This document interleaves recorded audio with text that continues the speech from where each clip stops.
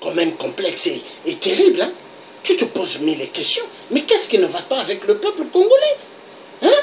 Qu'est-ce qui ne va plus? Hein? On va passer maintenant à autre chose. Ici, c'est le chemin de la vérité. Hein? Alors, hier, qu'est-ce qu'il ne disait pas? Tout le Lambert Mende, hein? Lambert Mende, qu'est-ce qu'il ne disait pas? Lambert Mende, l'enfoiré de merde. Il disait ceci. Oh, les combattants de Facebook. Oh, les résistants, il ne faut pas avoir peur. Mais maintenant, il a peur. Hein? Il est allé voir les gens de Facebook.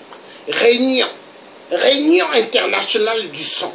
Mais est-ce qu'il croit qu'il peut convaincre hein, la société Facebook? Non, non, non, non. Nous sommes des citoyens libres ou pas. Mais nous faisons la guerre à ceux qui tuent le peuple. Oui. Nous sommes des activistes des droits humains. Nous défendons la cause des Africains qui sont assassinés. Oui. Chaque jour, il y a des millions d'Africains qui sont tués. Chaque jour, il y a des millions de femmes qui sont violées. Oui, il y en a marre. Car la femme africaine est vue comme une arme de guerre. Est-ce qu'on va continuer à se taire? Non. Non. Non. Le cauchemar de Lambert Mende n'a commencé. Hein. Ça a juste commencé. Mais Lambert Mende a peur. Il a peur parce qu'il sait que quand Hippolyte Kanambe ne sera plus, Lambert Mende sera arrêté, il sera jugé, et il sera soit pendu, ou soit décapitation. À la guillotine, hein, une longue barre de fer bien tranchante, la tête de Lambert Mende là, et la lame viendra, trac. Oui, la guillotine, Lambert Mende, tu auras la guillotine, retiens-le. C'est le tiers africain qui te le dit. La guillotine. Tu as trop tué les Congolais. Tu es un collabo. Tu es un collabo, Lambert Mende. Mais tu vas voir. Tous les députés en RDC, les collabos, vous allez subir. Parce que le peuple congolais, hein, ils ont les yeux grandement ouverts. Oui. Oui. Et passez le message à votre 8%. Au Congo-Brazzaville, où est-ce que je suis né. Sassou aura aussi le même compte. Il y a des enfoirés de merde, des soi-disant opposants à Paris, qui aimeraient faire la table ronde. Mais la table de la destruction du Congo-Brazzaville, ils veulent faire avec Sassou, un enfoiré de merde. Oui, mais c'est fini de prendre les Africains pour des cons. On va s'occuper de vous, les enfoirés de merde. Vous avez hypothéqué pas mal des vies des gens. Mais vous allez voir, enfoiré de merde. Maintenant, on va suivre quelque chose d'intéressant. La vérité triomphera.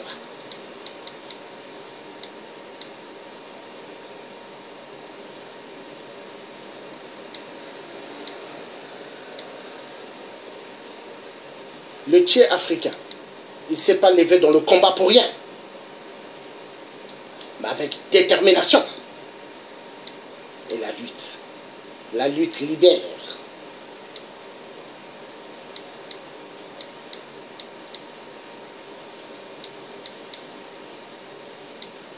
La France doit beaucoup à mon oncle, le vrai président Fulbert Youlou, assassiné au... Hein? Le vrai président Fulbert Youlou, dégagé du pouvoir par Général de Gaulle. Hein? La France doit beaucoup à mon pays, le Congo-Brazzaville. Et tous ceux qui meurent chaque jour au Congo-Brazzaville, c'est la France. La France et le reste de la communauté internationale du sang. Car eux tous, les petits arrière-fils d'Hitler, et je le redis, les petits arrière-fils de Hitler, et je le redis, les petits arrière-fils d'Hitler, c'est eux qui ont pris le Congo RDC en otage. La communauté internationale du sang de merde, c'est eux. Les enfoirés de merde. Ce que Hitler leur a fait, ils se disent maintenant, ils doivent le faire en Afrique, pour remercier les Africains qui sont venus leur défendre quand ils étaient sous occupation. Ça, c'est le remerciement. Mais voilà pourquoi l'homme blanc, quand il se retrouve dans la merde, il faut le laisser dans la merde. Foiré de merde.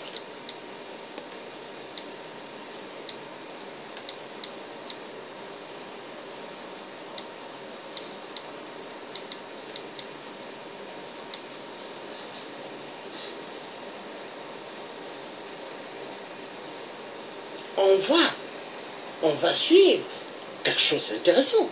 Vive la République démocratique du Congo. Vive la République, hein, à démocratiser du Congo. Et vive la République qui sera réellement République démocratique du Congo le jour quand Hippolyte Kanambe ne sera plus aux affaires. Parce que c'est quand le peuple va faire soulèvement populaire. Mais pour le moment, la République du Congo, c'est pas République démocratique, hein, c'est République à démocratiser. République à démocratiser. Elle sera République démocratique le jour quand Hippolyte Kanambe, il sera plus, et toute la bande des collabos seront à terre. Oui. Vive la République à démocratiser du Congo. Et c'est parti, on va suivre. On va suivre quelque chose d'intéressant. Vive la vérité. Et la vérité triomphe. Ce qui avait conduit... La vérité triomphe. Je vous dis qu'en toute sincérité, nous ne pouvons pas falsifier l'histoire du monde. On ne peut pas falsifier l'histoire du pays puisqu'on détient le pouvoir. L'histoire est ancrée dans nos têtes et l'histoire est écrite dans nos cœurs. Quel est votre sentiment sur les rumeurs qui ont circulé, soi-disant qu'il y aurait un projet de la part de M. Kagame, M. Museveni et quelques-uns de leurs amis pour créer un empire Imatutsi? Vous pensez là aussi que c'est un fantasme ou bien c'est une menace réelle? Écoutez, cette question au Rwanda, on en parlait en 1990 et certains écrivaient dans des journaux locaux qui avaient cette idée. Je ne croyais pas du tout. Pas du tout alors. Mais au vu de ce que j'ai vécu depuis 1994 jusqu'aujourd'hui, il n'y a pas de doute.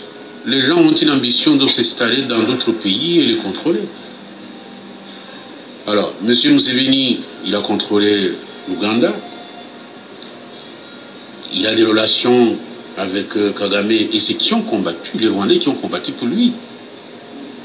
Ils se sont organisés pour que le Rwanda soit attaqué pour être sous leur contrôle. Ça a été réalisé. Au Burundi, je viens de vous le dire, il y a eu des élections. On a choisi une personne. Monsieur Dadaye, comme président de la République, il n'a pas fait plus de 6 mois. Il a été assassiné. Et croyez-moi, là, la main de ces gens-là n'est pas du tout indifférente. Ils s'organisent aujourd'hui pour attaquer le Congo, sous prétexte que la révision des frontières devient obligatoire. Alors, quand on parle d'appeler Ima ou d'appeler Tutsi, il n'y a plus de doute. Est-ce dire que finalement la guerre qui a recommencé au niveau de l'Est de la République démocratique du Congo et le Rwanda et l'Ouganda n'est que subterfuge lorsqu'on entend M. Kagame et M. Museveni dire que c'est pour régler les problèmes aux frontières? Finalement, ce n'est qu'un subterfuge alors qu'en dessous, il y a autre chose. Il faut être naïf pour croire à ce que Kagame dit, franchement. Écoutez, c'est un subterfuge. Vous n'allez tout de même pas combattre les gens qui sont sur vos frontières ou tout près de vos frontières, le Rwanda et l'Ouganda, je précise, en allant commencer par Matadi et Kitona. Est-ce que les Interahamwe sont allés jusqu'à Matadi? Ils ont voulu l'enverser le pouvoir et s'occuper du Congo et exploiter les matières premières du Congo. On n'est pas dupe. Il y a des bandits sur le plan international qui soutiennent Kagame pour que le Congo soit exploité dans tout son cœur et dans tout son corps. Donc là, les pouvoirs vis-à-vis des Interahamwe, je nie franchement.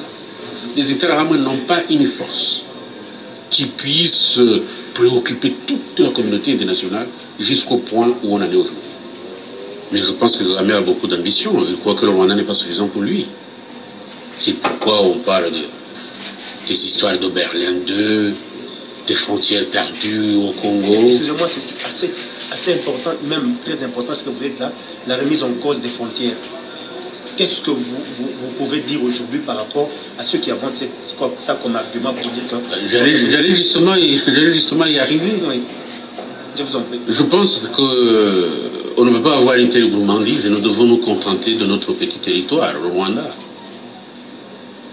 Alors, M. Kagame croit que le Rwanda n'est pas suffisant. Souvent, il a dit en anglais, it's like a district of Uganda. C'est comme une petite province de l'Ouganda. Donc, ce n'est pas suffisant pour lui. Et on doit aller chercher les frontières qui existaient avant 1885, lorsque la conférence de Berlin a été organisée. Qu'est-ce que cela veut dire? Ceci veut dire que nous devons engager une bataille contre le Congo, mais ne l'engagez pas contre l'Ouganda, puisqu'il y a une partie du territoire rwandais qui est en Ouganda, qu'on appelle le Bufumbira. Ils n'en parlent jamais. Alors, ce qu'ils veulent, c'est écraser les Congolais, écraser le pouvoir congolais, exploiter le Congo, tant que le Congo, d'après ce qu'ils disent, reste inorganisé, donc nous pouvons l'organiser. Et comme ils ont cet appui de ce qu'ils veulent les appuyer, et dire, oh, écoutez, ce sont des meilleurs organisateurs qu'on ait vus en Afrique. Je vous dis franchement qu'en ma qualité de Rwandais, engagé politiquement, je ne peux pas soutenir une telle politique. Je prêche la coexistence pacifique des régions avec une intégration régionale. Autrement dit, le Rwanda, le Congo, le Burundi, l'Ouganda peuvent vivre ensemble sans se disputer sur ces frontières-là. En 60, on dit toutes les tribus qui étaient au Congo avant 1885 sont congolaises. En 72, on dit tous les Rwandais et Burundais qui se trouvent sur le territoire congolais sont congolais. Bon, bientôt c'était devenu zaïrois. En fait, on voulait mettre dans le même sac ceux qui étaient congolais parce qu'ils étaient là avant 1885 et on voulait rajouter tous les réfugiés qui étaient venus suite aux incidents qui avaient eu lieu au Burundi ou au Rwanda en 59, 62 et même après en 73. Bon, le malaise c'était quoi?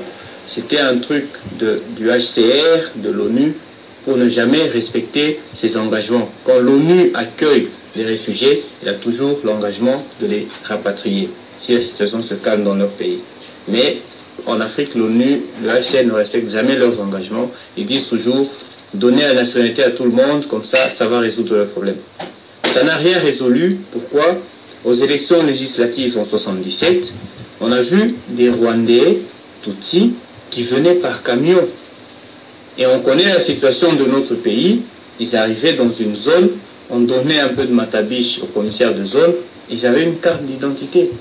Alors, les autres Zaïrois qui n'avaient pas cette possibilité-là de faire venir leurs frères par camion, c'est ça, ils ont dit au président, vous vous êtes trompé en 72. C'est pourquoi en 81, le président est revenu en arrière. Bon, notamment, il y avait le conseil législatif. Il a dit, vous êtes présumé avoir la nationalité zaïroise, mais vous devez prouver individuellement par autre chose que la carte d'identité. Et là, les Banyamulenge, qu'on appelle Banyamulenge, c'est des Tutsis. Comme il y en avait pour la plupart qui étaient rwandais, ils ont eu du mal à prouver par autre chose qu'une carte d'identité. Et dans les collines, ça a commencé à poser problème. Parce que quand on a un vieux qui a 65 ans dans une brousse, il sait vous dire qui est qui dans le village. Et là, les Tutsis n'ont pas accepté. Les problèmes ont commencé par là. Ils ont commencé à dire, voilà, si c'est comme ça, puisqu'on y est, donnez-nous notre territoire. Ils ont rejoint les préoccupations des Tutsis qui étaient au Rwanda, qui disaient, de toute façon, une partie du Nord Kivu, une partie du Sud Kivu nous appartiennent depuis longtemps. Vous voyez? Donc, il y a eu un enchaînement de plusieurs problèmes. Quand le président est tombé malade en 96, évidemment, le prétexte était tout donné de dire, voilà, ah, au secours, je suis tué. Ils ont fait la guerre. Mais en fait, ils préparaient la guerre depuis longtemps. Puisqu'il y en a beaucoup qui ne pouvaient pas prouver la nationalité par autre chose qu'une carte d'identité. Et c'était là qu'ils étaient coincés.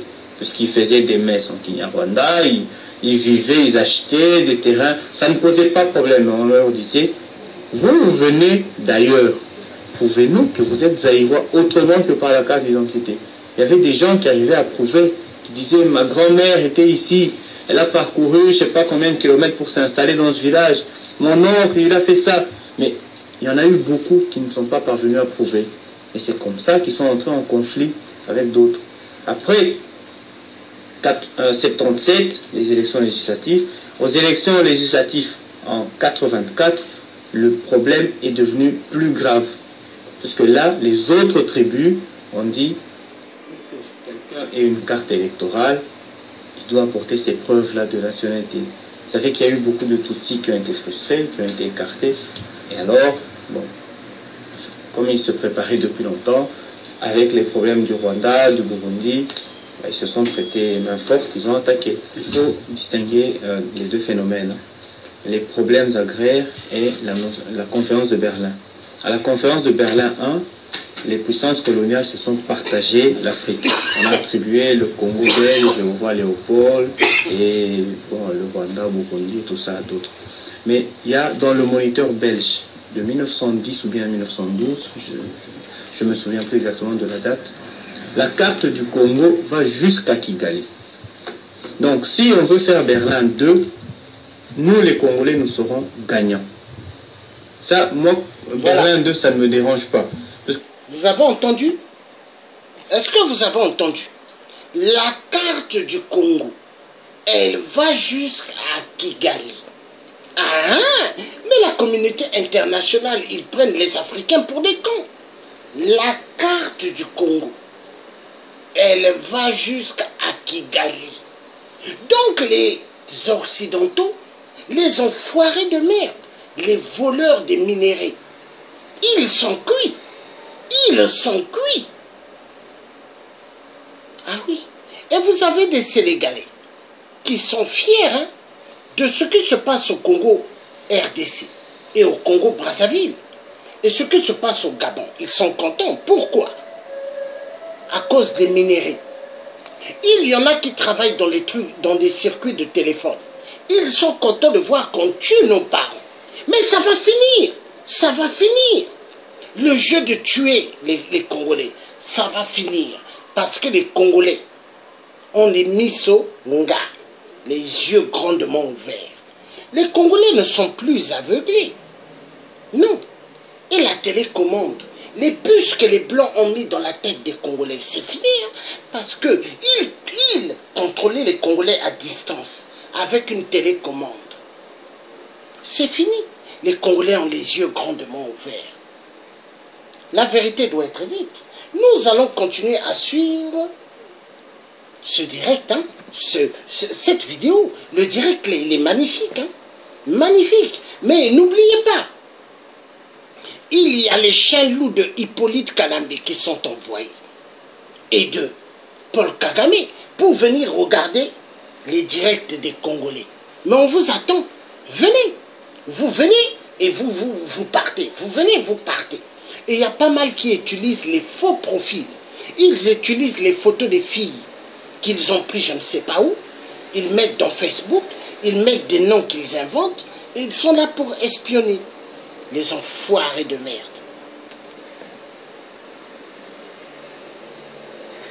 Quand on revoit la carte en 1912, le Congo, 1910 je crois, le Congo va jusqu'à Kigali. Alors, s'ils nous posent le terme, je ne sais pas comment eux ils interprètent la carte, s'ils nous posent le problème de Berlin 2, on peut y aller. Le problème des terres est légèrement différent. En fait, eux ils prétendent qu'ils sont pasteurs et que donc ils ont besoin de grandes terres pour faire paître leurs vaches et leurs chèvres. Mais ils ignorent que parmi nos tribus, il y a aussi des tribus pastorales. Donc, eux ils viennent, soi-disant ils achètent 1 mètre de terrain, 2 mètres, 3 mètres. Et quand ils ont acheté, ils croient qu'ils deviennent propriétaires à vie et ils veulent expulser les villageois qui vivent sur ces terres-là.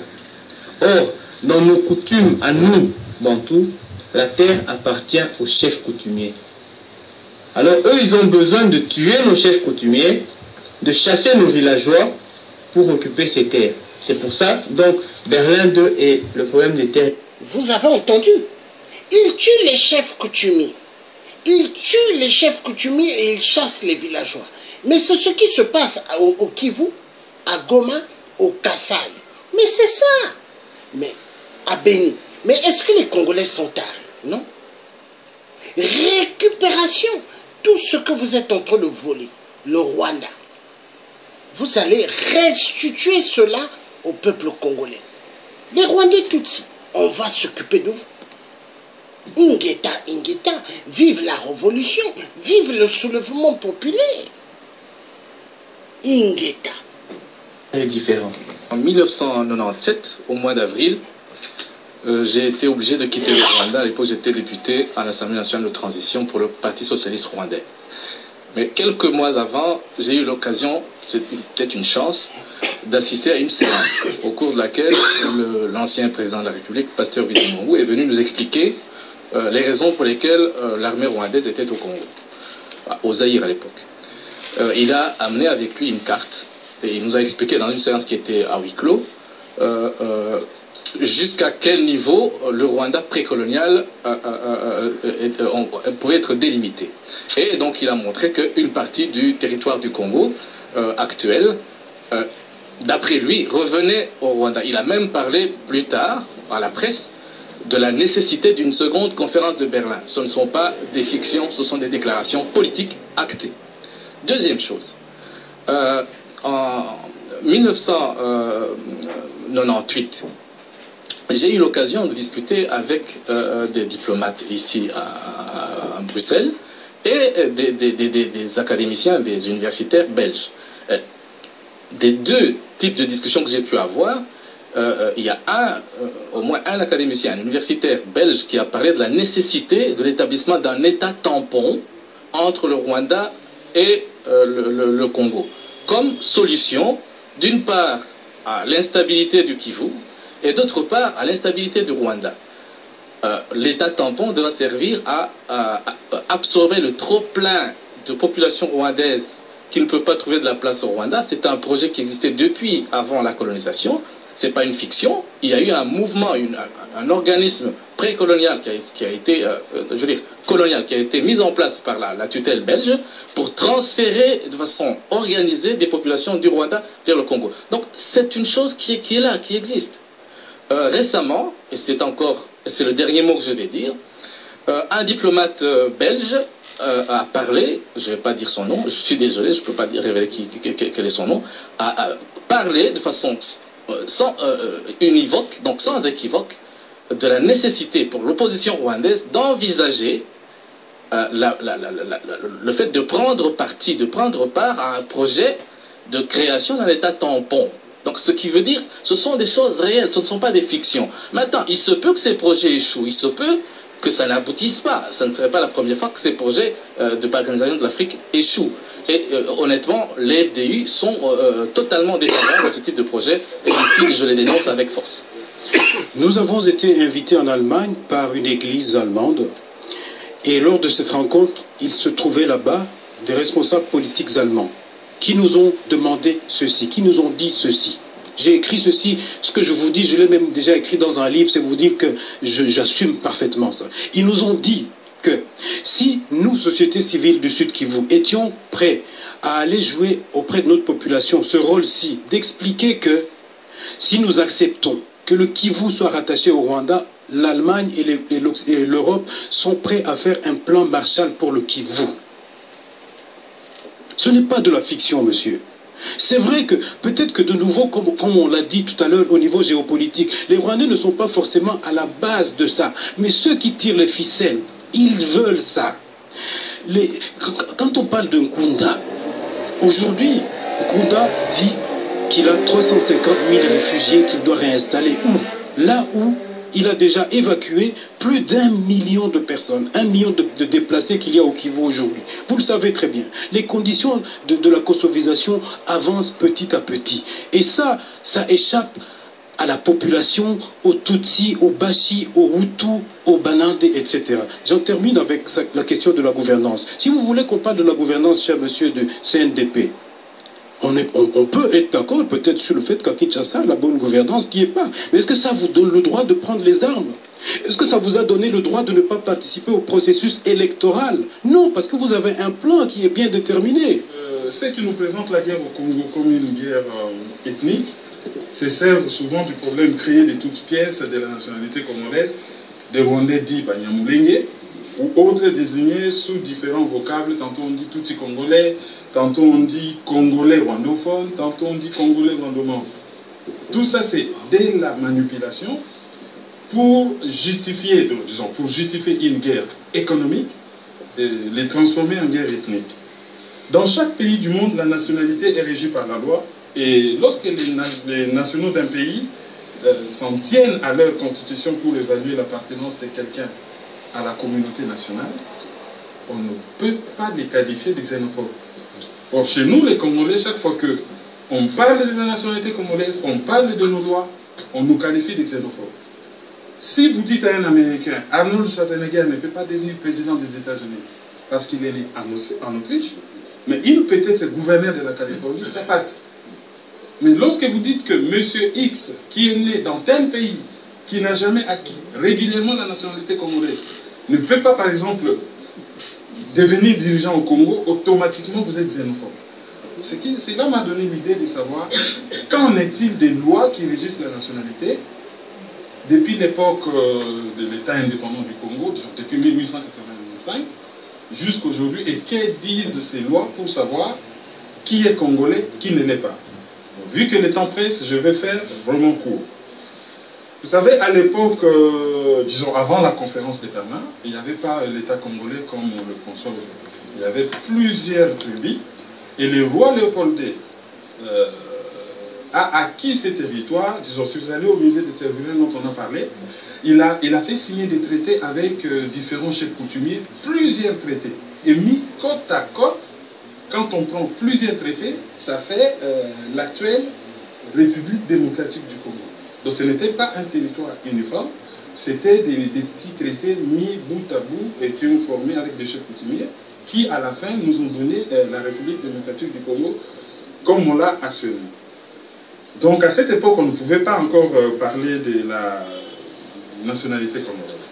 Alors, en 1885, lorsque se tient la conférence de Berlin, depuis 1885, lorsque le pays se constitue, jusqu'en 1908, c'est ce qu'on a appelé tout à l'heure la période de l'État indépendant du Congo. Alors, pendant cette période, il y avait une loi qui régissait la nationalité congolaise sur cette superficie, qu'on appelait l'État indépendant du Congo. Donc, c'est la loi du 17 décembre 1892. Son article premier stipulait que la nationalité congolaise s'acquiert par la naissance sur le territoire de l'État des parents congolais par la naturalisation, par la présomption de la loi et par l'option. C'est-à-dire que cette loi pose clairement les droits du sol. Donc à l'époque, ce n'était pas les droits du sol, mais c'était les droits du sol. Donc, il est clair que, n'étant pas né au Congo à l'époque, parce qu'à l'époque, on ne pouvait pas déjà parler de l'immigration des Banyarwanda, c'est-à-dire ceux qui étaient originaires du Rwanda, et des Urundi, ceux qui étaient originaires du Burundi, au Congo. Donc on ne pouvait pas dire qu'à cette époque il y a une quelconque loi qui leur attribuait la nationalité congolaise. Les arguments qu'ils ont donnés en disant que, bon voilà, dans le passé, les rois du Rwanda ont occupé le Congo, c'est des arguments, c'est des contre-vérités. Puisque le Rwanda actuel a été créé vers le XVIIe siècle. Vers le XVIIe siècle. Et il y avait des Mwami, il y en avait plusieurs qui étaient là, et qui n'ont jamais été au Congo. Ils n'ont jamais colonisé le Congo, ils n'ont jamais traversé le Congo. Sinon, déjà à l'époque, on aurait des traces. Lorsqu'on a signé les accords pour constituer l'État indépendant du Congo, on aurait des traces que des rois d'origine Banyarwanda ont signé des accords avec le roi des Belges. C'est facile, hein, vous allez au musée de Tervuren, vous consultez tout ce qu'il y a comme traité. C'était signé avec de l'encre de sang. Hein. Souvent, on se faisait une plaie et on signait dessus. Vous ne verrez aucun traité émanant d'un quelconque roi rwandais, comme on disait, Mwami, de ce pays-là, qui disait que les Congolais étaient au Congo. Donc, la première loi, c'est celle-là, 17 décembre 1892. Maintenant, nous passons à l'époque de la période coloniale. Donc, de 1808 à 1960. Lorsque la Belgique a été, disons, l'État indépendant du Congo a été cédé, entre guillemets, à la Belgique. Alors, dans cette époque, il faut que nous puissions parler un peu dans quel environnement nous évoluons. Il y a une très grande immigration rwandaise et burundaise au Congo, grâce à ce qu'on a appelé à l'époque le NIB, c'est-à-dire la mission d'immigration des Banyarwanda. Alors, la Belgique hérite en 1918 du Rwanda et du Burundi grâce à un mandat de la Société des Nations qui est l'ancêtre des Nations Unies. Donc, lorsque la Belgique hérite de ces territoires, déjà, comme c'est fait par mandat, il était interdit d'octroyer la nationalité congolaise aux Rwandais et aux Burundais, sauf si quelqu'un le demandait de façon individuelle. Parce que les mandats n'autorisaient pas à la Belgique d'assimiler la population du Rwanda-Burundi à sa propre population autochtone de la colonie congolaise. C'est ainsi que vous allez remarquer dans tous les livres, on parle du Rwanda, la colonie Congo belge et Rwanda-Urundi. Jamais on dit Congo, Rwanda-Urundi belge, puisque le Rwanda et le Burundi n'étaient pas belges, ils étaient des colonies allemandes, comme la Namibie, le Togo, le Cameroun, qui ont été cédés par le même processus. Donc, ces deux pays n'ont jamais fait partie du Congo, mais il y avait une forte immigration. Alors, cette immigration-là a fait qu'il y a eu une... Les Belges n'ont pas, disons, légiféré pendant cette période par rapport à cette immigration. Ce n'était que des immigrés, et pour la plupart, entre guillemets, sans papier. Parce qu'à cette époque, on avait besoin d'une main-d'œuvre. La région de l'Est est très riche sur le plan agricole, et ayant déjà commis un génocide entre 10 et 15 millions de personnes, on avait besoin de main-d'œuvre. Mais on ne leur avait jamais donné la nationalité, on ne leur avait jamais donné les papiers. Maintenant, nous passons pendant la période allant de 1960, le 30 juin, l'indépendance, jusqu'à 1965. Donc c'est la première République. Alors, pour ce qui est de la première République, de 60 à 65, la constitution qu'on avait à cette époque, c'est cette constitution qu'on appelle la constitution de Luluabo, et qui avait institué un régime politique assez compliqué.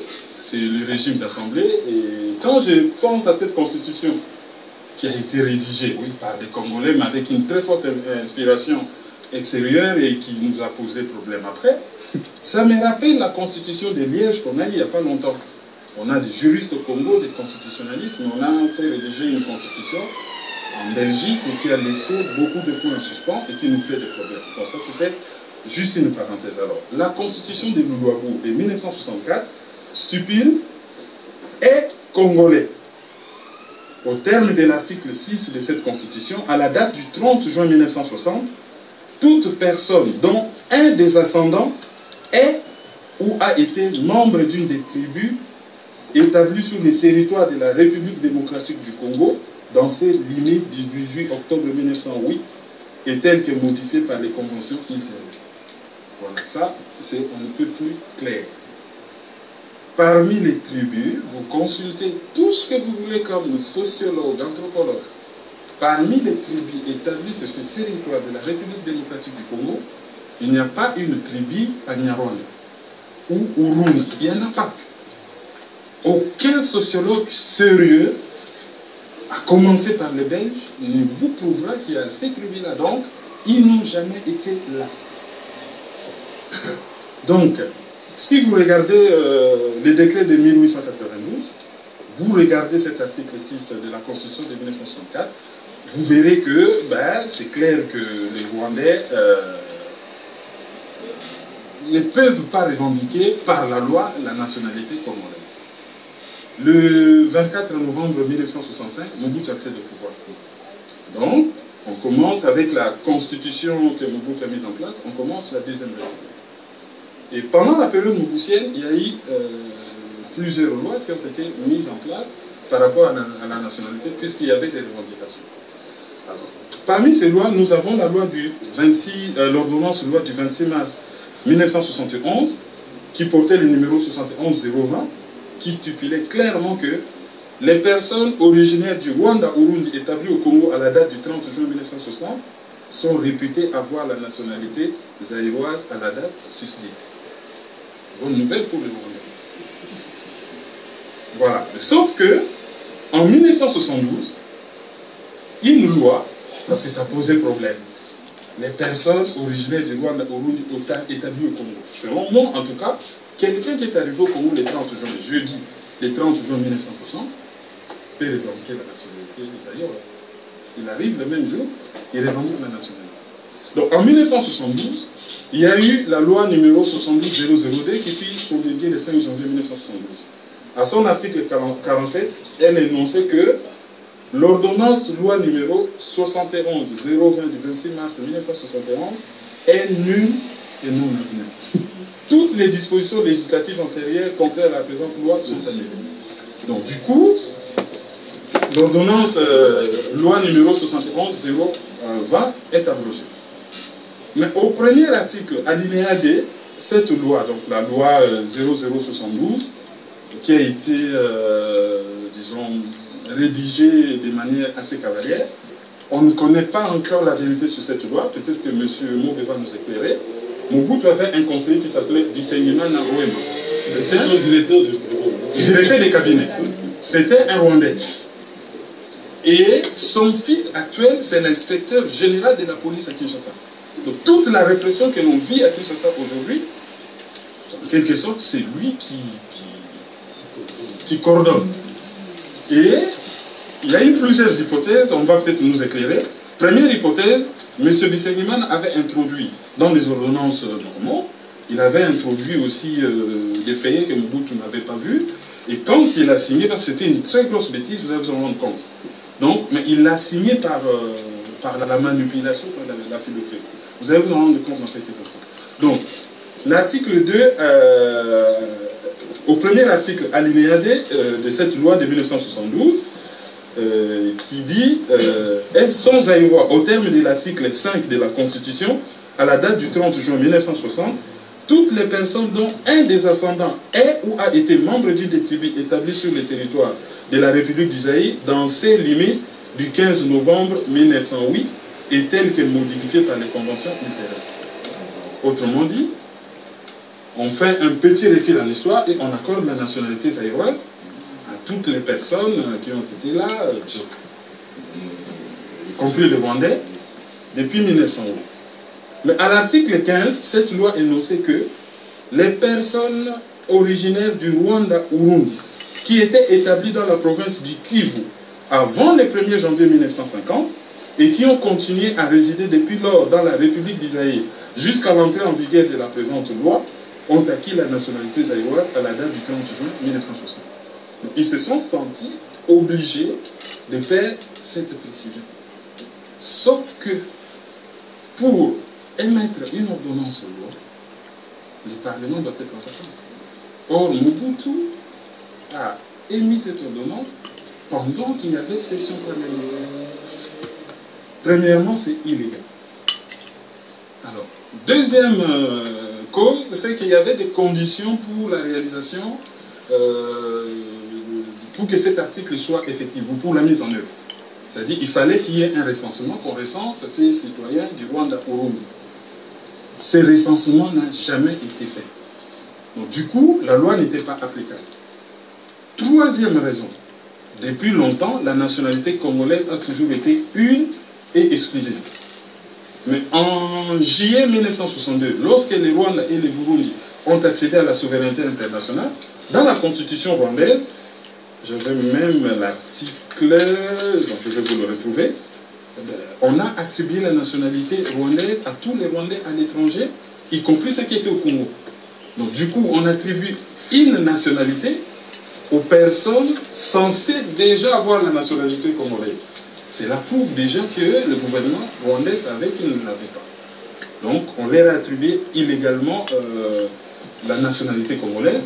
Et pour accepté la nationalité rwandaise que leur constitution leur octroyait, normalement, s'ils étaient congolais, il fallait expressément renoncer à la nationalité congolaise. Or, pour renoncer à une nationalité, il faut l'avoir. Ils étaient conscients qu'ils l'avaient pas. On aura déjà une autre preuve qu'ils n'avaient pas cette nationalité. Alors, la troisième loi sur la nationalité congolaise, c'est la loi de 1981, portant le numéro 81002. Alors, l'article 4 de cette loi stipule, au terme de l'article 11 de la Constitution, la date du 30 juin 1960, toute personne dont un des ascendants est ou a été membre d'une des tribus établies sur le territoire de la République du Zaïre, dans ses limites du 1er août 1885, on a encore reculé un peu plus loin, tel que modifié par les conventions subséquentes. Donc, cette loi de 1972, qui a attribué la nationalité congolaise globalement à tous les Rwandais, qui était d'ailleurs anticonstitutionnelle, n'est pas d'application parce que l'article déjà 15 de cette loi est anticonstitutionnel, parce qu'il dispose de la nationalité aux personnes ayant déjà une nationalité rwandaise. Cette loi n'a jamais exécuté car son application était subordonnée au recensement de la population rwandophone afin d'identifier les personnes visées par l'article 15 de la loi. C'est comme je vous l'ai dit tout à l'heure, donc on n'a jamais fait ce recensement. Et puis, comme c'était pendant la période où il y avait une session parlementaire, donc Mobutu n'avait pas le droit de gouverner par ordonnance loi. Du coup, ça tombait sous le coup de la loi. D'ailleurs, la session parlementaire d'après avait abrogé cette loi. Ce qui avait conduit les Rwandais de Kinshasa à aller à l'OUA pour aller réclamer la nationalité congolaise globalement. Ils ont écrit toute une longue lettre. J'avais même un extrait de cette lettre que j'avais reproduit quelque part. Si je les retrouve. Voilà. Donc, il y a un endroit, ils disent, grâce à notre influence grandissante dans le pays, certains de nos compatriotes occupent des postes de première importance. C'est ainsi, suite au soutien personnel de son Excellence Mobutu Sese Seko à cette époque-là, une loi sur la nationalité globale fut promulguée en 1972 et qui nous reconnaissait les droits à la citoyenneté zaïroise. Cette loi avait été abrogée, elle était anticonstitutionnelle, et voilà. Donc, ils n'ont évoqué que cette loi parce qu'ils savent que toutes les autres lois jouent en leur défaveur. Lorsque Kabila est arrivé, Laurent Désiré Kabila, au stade de martyr, lorsqu'il a prêté serment, ce n'était pas une constitution. C'était juste une loi qui complétait la constitution déjà existante. Donc, ça n'avait rien modifié par rapport à la loi. Et pour la constitution de Liège, la nationalité congolaise est toujours exclusive. Et ce problème de Rwandais n'a jamais été résolu. Je pense que vous avez eu à suivre les circonstances de ma présence ici. J'ai quitté Bukavu le 16 octobre et mon départ de Bukavu est symbolique. Comme vous le savez, depuis le 10 août 1998, des troupes rwandaises et ougandaises, actionnant certains Congolais, ont envahi, ont agressé notre pays en passant par les provinces du Nord et du Sud Kivu. Je me suis rendu compte après un temps, 2 mois et demi, que cette soi-disant rébellion, que ce mouvement appelé par les animateurs de libération n'en était pas. Oui, ça c'est évident, des massacres il y en a eu. D'abord, à une échelle réduite, nous devons signaler que tous les officiers congolais qui étaient à Bukavu ont été lâchement assassinés. Je pense que c'était le 4 août à l'aéroport de Kavumu par les troupes rwandaises. Vous avez vous-même été témoin de ces faits ou bien on vous les a rapportés et cette information est authentique donc? Cette information est irréfutable. Les rebelles eux-mêmes pourraient la confirmer s'ils sont honnêtes et j'espère qu'ils le sont. Il y a eu aussi à grande échelle dans la chefferie de Lwindi, chefferie de Lwindi, ça c'est dans le territoire de Mwenga, des massacres qui ont coûté la vie à plus ou moins 400 personnes. Mais les personnes qui ont été citées essentiellement, c'était des autorités, notamment le chef coutumier, le Mwami, son épouse, tous les deux, je les connaissais très bien. C'était des jeunes intellectuels qui avaient accepté d'aller vivre à la campagne pour leur donner l'espoir aux villageois. Il y a eu des prêtres, des religieuses et tout un tas d'autres personnes. Donc des massacres, il y en a eu. Ici, je ne parle pas d'enlèvement, de ce qui se passe dans la cité d'Ouvira, en face de Bujumbura, où des personnes ciblées sont tuées. Et donc on ne peut pas chercher à démontrer le contraire, c'est évident, des massacres. La question que je me pose, quand on tire dans le vagin, quand on met les couteaux dans le vagin, quand on met de bambou dans le vagin, c'est pour quel but? Et surtout lorsqu'on exige à ce que la famille assiste à des choses comme ça. Je pense que, bon ben, il faudrait que quelqu'un, peut-être un sociologue qui peut mieux comprendre, puisse moi me faire comprendre, mais j'aimerais que quelqu'un m'explique pourquoi. Et c'est que les femmes expliquent que ces viols avec violence sont motivés par une volonté délibérée d'exterminer les populations congolaises à la longue, parce qu'on sait qu'ici chez nous, en Afrique, quand vous voulez atteindre un homme, les hommes disent quand vous voulez l'atteindre, vous passez par sa femme. Alors si on a voulu atteindre les hommes, on est passé par les femmes. Et en passant par les femmes, on a détruit les tissus sociaux, on a détruit les tissus économiques. Parce que la femme représente la force de production chez nous, mais aussi l'élément de cohésion sociale chez nous. Tout est arrivé du Rwanda. Et ça, je n'ai pas peur de le dire parce que les acteurs du génocide ont utilisé cette arme. Et à partir des conflits qui ont ravagé la République démocratique du Congo, ce sont ces mêmes gens qui ont pratiqué ça, qui ont continué à le faire et qui ont contaminé les Congolais. Parce que si vous remontez dans l'histoire, ça n'a pas existé.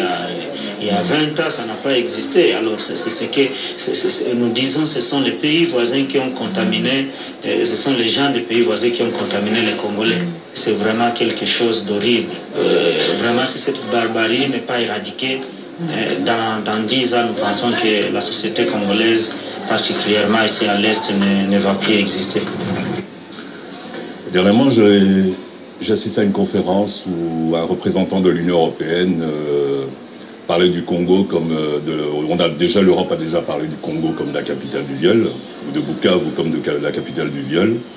Et dernièrement, ce représentant parlait de la culture du viol au Congo. Mais il semble que ces viols et ces mutilations se déroulent plutôt à l'est du Congo. On ne parle pas de viol à Mbandaka, à Kinshasa, à Gemena, Lubumbashi, nulle part ailleurs. Uniquement, cette culture, quelque part, elle est centrée quelque part dans l'est du Congo, à la frontière avec le Rwanda.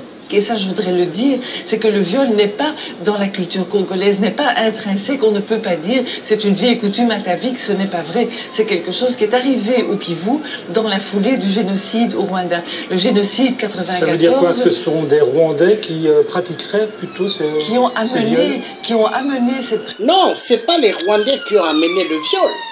Arrêtez, communauté internationale. Arrêtez de mentir, les Blancs.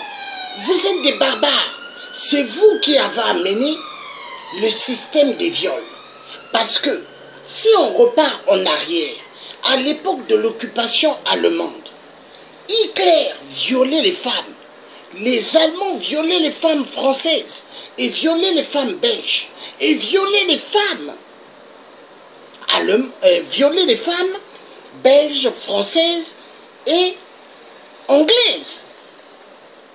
Parce que quand on regarde bien le peuple européen, quand on regarde bien, partout il y a des Allemands. Ah oui.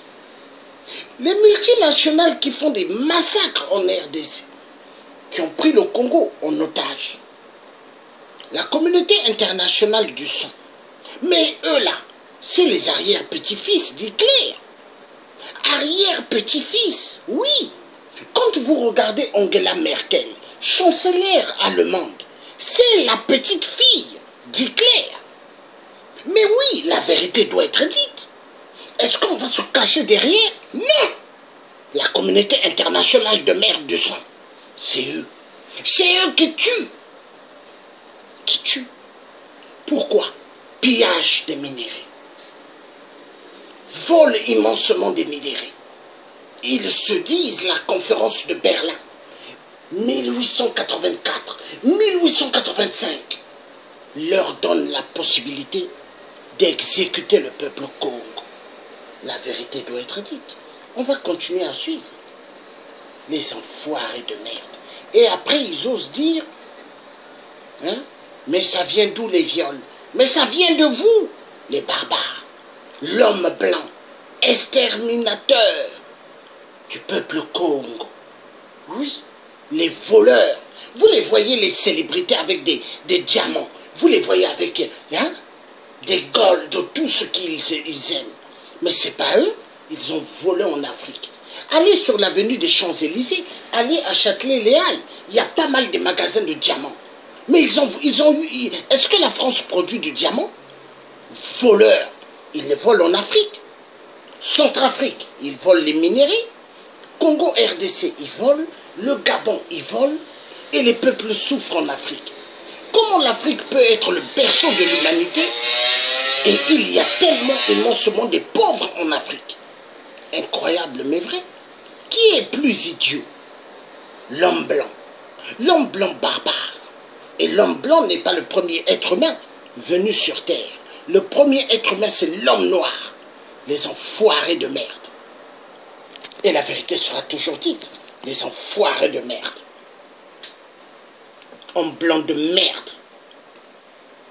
Pratique, parce que déjà le viol comme arme de guerre, ça a été pratiqué au Rwanda en 1994 durant le génocide, et après ces gens se sont transportés au Kivu et ont continué ces pratiques, et ça s'est répandu comme une épidémie. Écoutez, j'ai un enregistrement en anglais sur cassette, sur une interview que M. Kagame a donnée à la BBC. Il dit qu'il n'a pas du tout de regret de ce qui s'est passé au Rwanda. Il n'a pas du tout de regret de ces 800 000, 500 000 ou même 1 million de personnes, comme certains le disent, qui sont morts. Il s'en fout. Vous comprenez? Donc, ce que je dis à votre collègue, certaines personnes du FPR voulaient le pouvoir total, ne voulaient pas le partage. Et pour qu'il y ait pouvoir total, il faut absolument que M. Habyarimana passe, parce qu'il était devenu un obstacle à ce pouvoir total. Et deuxièmement, il faut aussi que le FPR réalise que dans le rapport des forces, il est bien armé, il a des soutiens diplomatiques, ils ont la culture de mensonge, donc voilà, on le tue et puis on verra, il va y avoir le génocide. D'ailleurs, s'ils réagissent en tuant, c'est bon, puisque cette fois-ci nous allons les accuser de génocide. Vous provoquez les événements et finalement vous faites en même temps le pompier, en fait, vous voyez l'expression. Donc là, je crois qu'on ne peut pas nier. D'abord, les gens n'ont pas de regret de ce qui s'est passé. Deuxièmement, les Tutsis qui étaient à l'intérieur du Rwanda ne sont pas des Tutsis qui sont venus de l'extérieur. La mentalité est tout à fait différente. Ils disent, si ils sont restés là, ceux qu'ils ont accepté le pouvoir Hutu, donc qu'ils soient liquidés pour nous, bon, on va se laver les mains. J'accuse, tout comme les autres aussi, que la personne qui a tué Habyarimana son génocide. Et comme tout le monde le sait, l'armée rwandaise, burundaise, sont des armées mono-ethniques.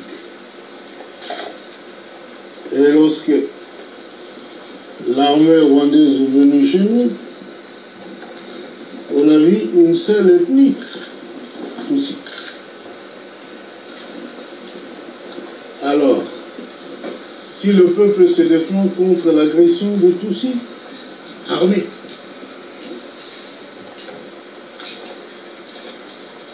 Voyez-vous, que l'on dit on veut exterminer les Tutsis. Alors qu'est-ce qu'il faut faire? Les laisser liquider le peuple congolais physiquement, les laisser nous asservir comme ils ont fait chez eux, avec la majorité Hutu. Quand est-ce qu'on fera une différence entre les Tutsis armés est dans les forces armées, et l'agresseur Tutsi, qui vient toujours armé, qui n'a jamais laissé des armes chez eux, pour venir au Congo en balade, et pour dire que les Tutsis sont venus chez nous, en villégiature, alors il ne faut pas les affronter. Il ne faut pas confondre l'agression venue de l'extérieur et ce qu'ils appellent être la rébellion interne. Tout le monde sait que 3 semaines après que les agresseurs aient lancé leur troupes contre notre territoire, ces envahisseurs parlaient encore moins de rebelles. Ce n'est qu'après qu'ils se soient rendus compte qu'ils ne peuvent pas renverser le gouvernement légitime du Congo après 3 semaines de résistance. Ils ont accouru à une tactique célèbre, vraiment ordinaire dans le monde politique, recruter beaucoup de farfelus un peu partout. Et ils ont créé ce que maintenant on s'accorde d'appeler une certaine rébellion. Comment j'ai mal géré la situation de réfugiés? Mais lorsque je décide avec mon gouvernement que tous les réfugiés devaient quitter le territoire de mon pays au plus tard le 31 décembre 1995, et que le président Mobutu me dit ce n'est pas comme ça, prend une position contraire, et je reçois de la communauté internationale le secrétaire général des Nations Unies Boutros Ghali, le sous-secrétaire d'État américain George Moose, le directeur pour Afrique Rouchuro de la Sabrière, pour me dire écoutez, non, il faut suivre la voie du président, il ne faut pas vous opposer au président sur ce chapitre. Alors que toute la population du Kivu avait mobilisé ses moyens de transport pour aider les réfugiés à rentrer. La vérité, c'est que la communauté internationale ne voulait pas, alors que la même communauté internationale, par 2 résolutions du Conseil de sécurité, a voté le déploiement de forces multinationales qui devaient constituer des couloirs de sécurité pour permettre aux réfugiés de rentrer dans leur pays dans la paix et la dignité. Cette même communauté internationale reviendra sans que les résolutions du Conseil de sécurité aient été démenties par d'autres résolutions, qu'on ne déploierait plus parce que le Rwanda venait de bombarder les camps des réfugiés et que tous les réfugiés sont rentrés. Ne sont plus rentrés dans la paix et la dignité. Sont rentrés avec baïonnettes sur leur dos. Non. Le vrai problème se pose en ces termes-ci.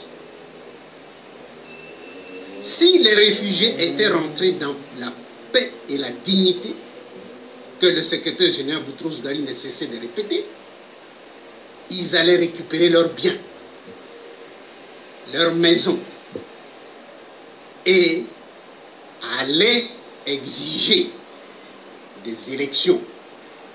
Et en vertu des dispositions de la Charte des Nations Unies, un homme, une voix, les Hutus allaient revenir au pouvoir. La communauté internationale, Kagame et son pouvoir ne voulaient pas cela. La communauté internationale a le génocide sur la conscience et devait se décharger de cette conscience, de ce génocide d'une manière ou d'une autre. Voilà.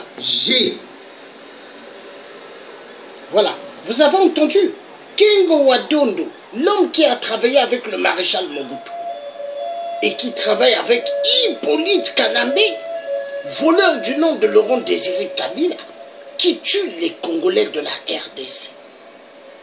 Hein?